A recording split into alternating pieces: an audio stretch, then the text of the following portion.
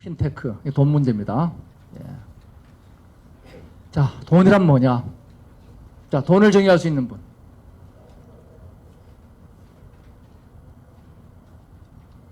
돈 생각보다 정의 어렵지 않아.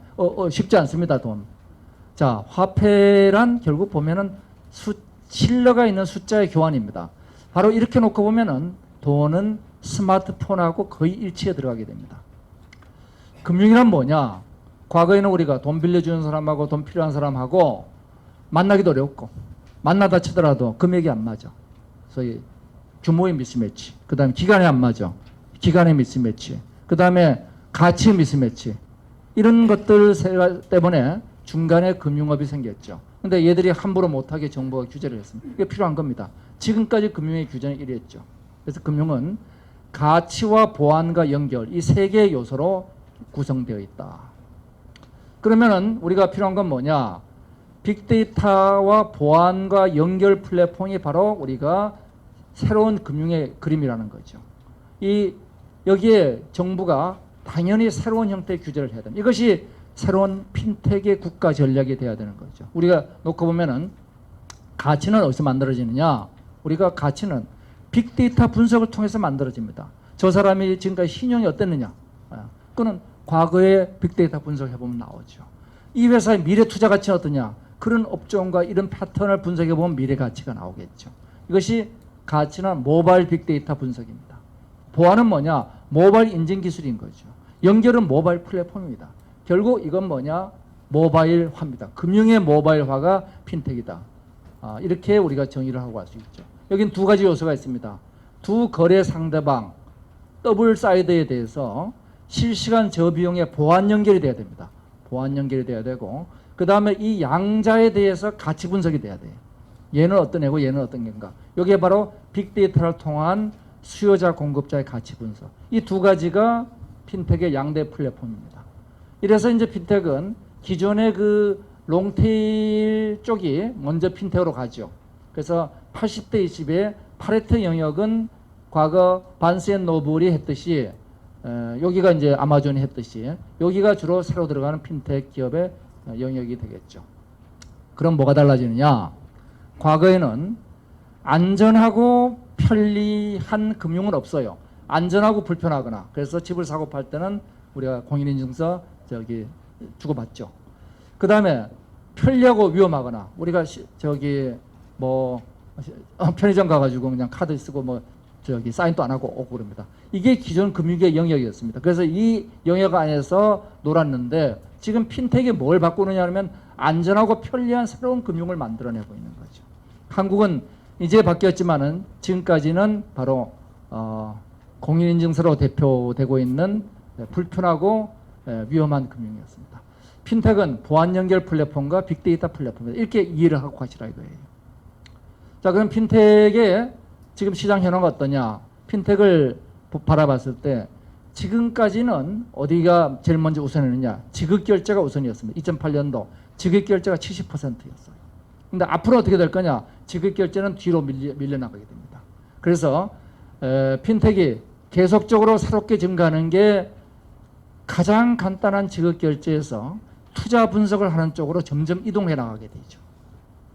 이래서 이제 미국, 영국, 중국에 가까이 보면 미국이 세계 최대 핀텍 기술 국가고 영국은 정부가 적극 지원을 하고 중국은 뭐냐면 정부가 아예 이러한 산업을 이끌어가고 있습니다. 그래서 알리바바, 텐센트 같은 IT 기업들이 핀텍을 이끌어가죠. 한국은 우간다하고 지금 비슷한 수준이죠. 예. 자, 이 핀텍 부진의 이유가 우리 기업 때문인가? 실제로 보면은 페이먼트라든지 우리가 핀텍 금융, 온라인 은행을 보면은 전 세계적으로 한국이 가장 먼저 시작한 국가입니다. 실제로 우리가 전자로 돈을 주고 받고 하는 것도 세계에서 가장 먼저 시작했죠. 바로 우리 금융 규제 문제죠. 그러면 한국이 앞으로 이제 이 핀텍 산업을 어떻게 가야 될 것이냐? 전 세계 핀텍 산업을 한번 들여다 보면은 실리콘밸리에만 지금 3,000개가 넘으니까 요 핀텍이 이렇게 발전합니다. 결제, 가장 간단한 결제에서 송금을 거쳐서 환전, 요까지가 쉬운 분야입니다. 왜냐하면 이건 빅데이터 분석 안 해도 돼요. 그냥 현금 박치기하고 주고받고 이것만 하면 됩니다. 그다음 융자를 하려면 너 옛날에 어쨌냐 하는 걸 봐야 돼요. 보험을 하려면 좀 더 많이 봐야 되죠. 증권은 미래를 봐야 됩니다. 투자는 이제 더 어렵게 봐야 되는 거죠. 예. 그다음에 기분합세는 뭐 이건 당연한 거고, 이러한 분야에 걸쳐 가지고 수많은 핀텍 기술들이 그 결합돼 들어가는 게 핀텍입니다. 그래서 핀텍이 단순히 결제만 하는 건 아니다. 결제를 보면은 우리가 흔히 신용카드가 핀텍에서 굉장히 중요한 역할을 한다고 그러는데, 신용카드 기반의 핀텍의 시대는 이제 저물고 있습니다. 이제는 전자지갑과 가상화폐 기가 넘어가는데 요거는 아직까지 퀘스천이에요. 그래서 이제는 이쪽으로 넘어가고 있습니다. 우리 뭐 국내외 현황이 되죠. 전 세계적으로 많은 핀텍 회사들이 있고, 또 해외도 핀텍 기업도 유명한 회사들이 많이 있습니다. 이제 끝판왕으로 애플페이가 등장하고 있고, 근데 최근에 이제 나온 게 뭐예요? 위챗, 페이스북, 메신저잖아요. 우리 카카오톡 메신저입니다. 이 메신저가 여기다가 20불 하고 써가지고 내가 보낼 사람한테 보내면 끝났습니다. 수수료도 없어요. 자, 이게 뭘 의미하고 있느냐? 신용카드 기반에서는 수수료를 안 받을 수가 없습니다. 기본적으로 신용카드는 2.9%의 수수료를 내야 됩니다. 그런데 이제 소위 무료로 송금할 수 있는 이러한 서비스들은 다 신용카드를 기반으로 하지 않고 있습니다. 돌이켜 생각하면은 신용카드는 우리가 현금을 가지고 다니지 않는데 지불하기 위한 보조수단이었습니다. 근데 이제는 내가 직불카드나 다른 MMF 계좌를 통해 가지고 현금을 직접 온라인으로 주고받을 수 있게 됐어요. 이게 커넥트드입니다. 따라서 페이먼트에서 메신저가 무료 페이먼트를 시작했다는 건 뭘 뜻하고 있느냐? 이제는 이 핀텍이 거대한 변화, 신용카드의 붕괴를 얘기하고 있습니다. 자, 한국에서도 이제 알리페이가 뭐 이렇게 뭐 하고 있죠. 가만. 국내에서도 지금 삼성이 루프페이를 인수했습니다. 여기 뭐 와 계십니다만은, 예, 이거 오래 가는 거 아니죠. 왜냐하면 신용카드 자체가 오래 가는 게 아니기 때문에. 그리고 마그네틱 스트라이프는 더 오래 안 가죠. 예, 그러니까 중간 단계로 가면서 우리가 연결하는 연결 징검다리다, 뭐 이렇게 보시면 될 것 같습니다. 왜 지급 결제가 중요하냐? 우리가 O2O 비즈니스, 또 PSS 이런 것들은 전부 다 필요할 때 돈을 주고받을 수 있어야 돼요. 이래야지 비즈니스가 제품과 서비스가 결합이 됩니다. 그래서 PSS의 시대에서는 지급 결제가 실시간 결제로 이루어져요. 이 실시간 결제 때문에 지급 결제가 대단히 중요해지고 있는 거죠. 예. 자, 소액 대출 시장이 굉장히 크고 있습니다. 굉장히 크고 있는 게 지금 뭐 중국에는 1540개가 작년 말에 등장했는데, 이러한 신용 소액 대출 시장이 정말 중요한 것은 대한민국의 중산층, 특히 자영업을 위해서 어마어마하게 중요합니다. 지금은 우리가 제대로 신용 관리가 안 돼가지고 3% 이하의 저금리거나 30% 이상의 고금리거나 가운데 시장이 우리나라에 실제로 존재하지 않습니다. 이 존재하지 않는 이유가 뭐냐? 바로 신용 분석이 안 된 결과이죠. 그럼 우리는 어떻게 되느냐? 여기를 신용 분석을 하면 됩니다. 신용 분석을 해가지고 이렇게 세분화시키면 돼요. 그러면은 여기에 새로운 시장들이 만들어지게 되죠. 저는 이 자영업자의 핀텍이 대한민국에 어마어마하게 큰 시장이고 국가 전체로 미치는 임팩트가 크다고 생각을 하고 있죠. 융자보다 더 어려운 게 투자입니다. 투자는 왜냐하면 미래 가치를 분석해야 되잖아요. 그 미래 가치를 분석하는 이 투자 시장에서 지분 투자형 크라우드 펀딩이 전 세계로 급속도로 확대돼 나가게 되죠. 한국에서는 온오프 믹스 같은 데가 뭐 받았죠. 근데 궁극적으로 모든 시장에서 제일 큰 거는 인터넷 은행입니다. 그래서 기존의 은행과 인터넷 은행이 이제는 비대면과 대면 채널로 해서 나눠지게 되는데, 앞으로 인터넷 은행을 누가 잡느냐가 관건이 되죠. 중국은 이미 게임이 끝났습니다. 해외에 이제 보면은 미국의 얼라이뱅크나 차슈 슈왑 같은 데가 지금 100조가 넘는 거래를 하고 있는데, 전체 은행 거래의 3분의 1 이상이 급속도로 인터넷 은행으로 넘어갑니다. 근데 이 문제는 규제의 문제일 뿐이에요. 지금 중국은 지금 위챗과 알리바바의 인터넷 은행을 넘겨줬기 때문에 거의 그쪽으로 게임 끝났다고 봐도 될 겁니다. 송금이 유명한 트랜스퍼와이즈는 송금 수수료를 기존은행의 10분의 1로 바꿨어요. 어떻게 바꾸느냐? 많은 송금을 영국하고 미국 사이에 송금하는 사람들이 있으면 그중 일부는 서로 짝짓해주면 돼. 얘 미국에서 영국 성공한 사람이 있고 영국에서 미국 성공한 사람 다 묶어보면 영국에서 영국, 미국에서 미국으로 연결해주면 됩니다. 이게 바로 환칙입니다. 한국에서는 불법이죠. 예. 가상 환전으로 환전 수수료가 발생하지 않고 있는 겁니다. 궁극적으로 앞으로 환전 사라집니다. 보험 당연히 클레임 분석하고 가격 분석, 마케팅 분석 전부 다 이게 뭐냐면은 빅데이터 분석 영역이 되겠죠. 자산 관리 마찬가지입니다. 예. 그리고 사기 방지. 전체 우리가 빅데이터 투자를 놓고 보면은 저기 핀텍 투자를 보면은 앞으로 10년 후에도 전체 투자의 20%에서 30% 사이는 이 프로드 디텍션 시스템, 사기 방지 시스템에 투자가 됩니다. 왜냐하면 이것이 뭐냐면 간편하게, 편리하게, 안전하게 이 문제를 풀어주는 답이 되기 때문이죠. 그래서 이 사기 방지 시스템 투자가 굉장히 큽니다.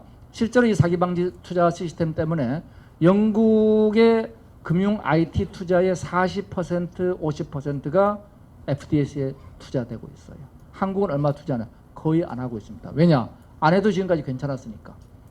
지금 카드가 일부 하고 있고 은행 지금 PG사가 일부 하고 있죠. 지금 요 FDS 투자가 한국에서 당분간 엄청나게 늘어날 분야일 겁니다. 결국 이 빅데이터 문제입니다. 아까 본 것처럼 빅데이터가 발생하고 수집하고 저장되고 맞춤 예측하고 이게 뭐냐면 각각 개인의 과거 활동들, 지금 은행이 갖고 있는 과거 금융거래밖에 안 가지고 있어요. 그런데 왜 알리바바가 이런 사업을 잘할 수 있느냐? 알리바바가 잘할 수 있는 이유가 그 사람들은 페이먼트 게이트 PG사를 쭉 하면서 알리페이에서 누가 돈 지불했고 누가 안 했고 누가 떼먹었고 누가 클레임 받았고 다 알아요. 그럼 그걸 가지고 하니까 기존 금융회사보다 실시간으로 대출을 하면서 디폴트 레이트가 절반밖에 안 됩니다. 이런 게 전부 다 빅데이터 분석이죠. 이 데이터를 어디서 수집해요? 각종 활동에서 수집하죠. 그래서 그걸 지능 알고리즘 가지고 분석해서 맞춤 평가를 하는 거죠. 여기 이제 우리가 플랫폼 기업들이 역할을 하게 됩니다. 구글이 들어서고 카드사가 들어서고 심지어 스타벅스 들어서고 이런 일들을 하게 되죠. 바로 알리바바 에코시스템이 알리바바가 한국보다 늦게 알리페이를 시작했죠. 우리가 훨씬 먼저 시작했습니다. 우린 정부 규제 때문에 못했지만은. 그래서 이걸 가지고 대출, 알리바바 파이낸셜을 만들었는데 이 빅데이터가 있으니까 대출의 디폴트를 줄일 수 있는 거죠. 그 다음에 위어바오, MMF 투자를 만들죠. 왜냐하면은 이 은행 계좌 없이 자기들이 현금을 가지고 투자를 하니까 그 남아있는 돈을 MMF 구자에 놓고 투자 수익을 더 주게 됩니다. 그래서 보험, 은행 다 이제 넘어가는 거죠. 앞으로 어떻게 진행할 것이냐. 가장 처음에는 연결과 빅데이터 플랫폼 중에서 연결 플랫폼이 쉬우니까 먼저 이것부터 발달한 거죠. 그래서 우리는 지금까지 결제 송금부터 시작한 겁니다. 전 세계적으로. 이제 이거는 게임 끝났어요. 게임 끝났고 이제 어디로 가고 있느냐. 소액 자산 관리로 들어갑니다. 이 분야가 지금 핫한 영역이죠. 여기가. 빅데이터를 이용한 소액 결제, 소액 부분들. 여기는 굉장히 정치적인 영역입니다.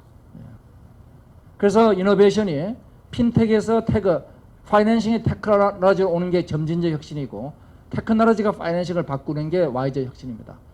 중국은 이렇게 들어갔어요. 근데 한국은 이게 어떻게 될지 지금 모르는 거죠.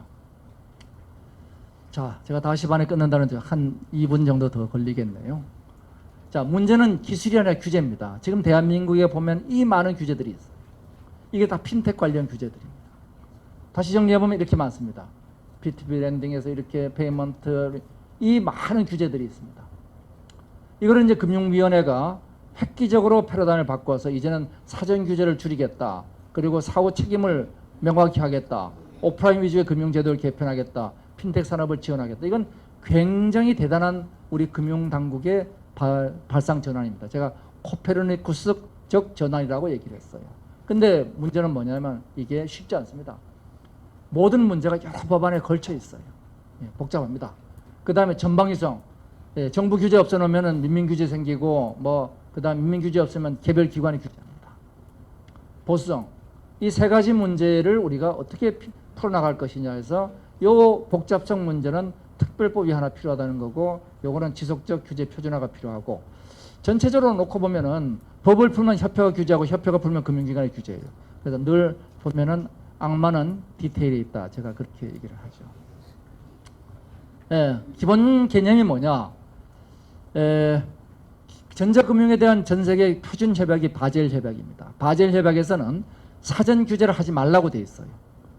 그래서 사후 책임을 물어라. 사전 규제는 하지 말고 이거를 기술의 중립성이라고 얘기합니다. 그래서 이 원칙이 지금까지는 한국에 지켜지지 않고 있었습니다. 이거를 이제 지켜야 된다. 그래서 두 번째는 작을 때도 우리는 문제가 없도록 미리미리 규제합니다. 미리미리 규제하지 말고 영국은 300만 파운드, 미국은 300만 불 이하는 규제하지 않아요. 작을 때는 내버려 둡니다. 그리고 커지면 그때 적정한 규제를 하죠. 작을 때부터 모든 문제를 미리 예측해서 규제하면은 새로운 게 나오기가 어렵죠. 혁신의 씨앗이 안 뿌려지죠.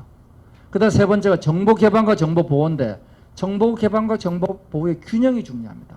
어느 한쪽만 강조하면 이게 안 되는 거죠. 그래서 빅데이터와 개인정보는 본인 동의하에서 개방하는 걸로 해줘야 되죠. 그래서 이 규제 계획의 개요가 뭐 이렇게 정리된 요거는 자료로 보시면 될 것 같고 주체별로는 마지막 슬라이드가 되겠습니다. 정부가 해야 될 일, 기업이 해야 될 일, 기관이 해야 될 일.